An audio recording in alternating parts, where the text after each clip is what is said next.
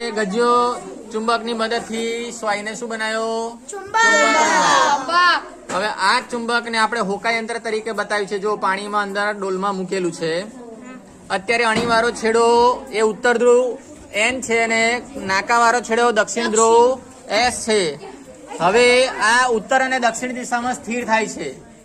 હવે ચુંબકની સ્થિતિ બદલીએ છે. જો અણીવાળા છેડાનું ફરી પાછો આમ ફેરવું છું.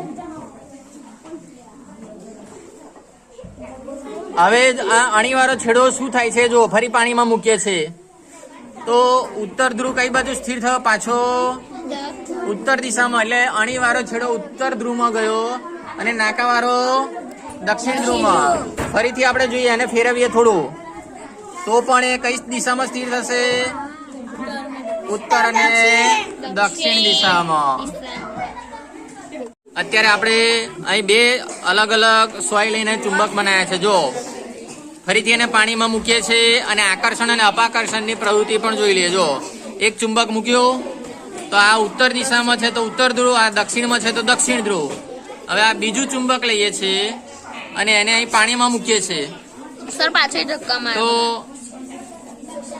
હવે આ જો આ બંને ચુંબકને સાથે રાખીએ છીએ તો આ બંને ધ્રુવ સરખા નથી.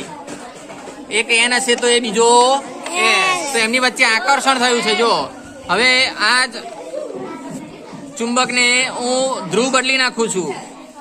હવે આમ ફેર્યું છે જો તો આમની વચ્ચે આકર્ષણની જગ્યાએ જો અપાકર્ષણ થાય છે. બંને એકબીજા સાથે આકર્ષાતા નથી. પણ જો આનો ધ્રુવ પાછો ફેરવી દઉં તો ઓટોમેટિક એકબીજાને આકર્ષાય છે. તો આ બંને ધ્રુવ કયા છે?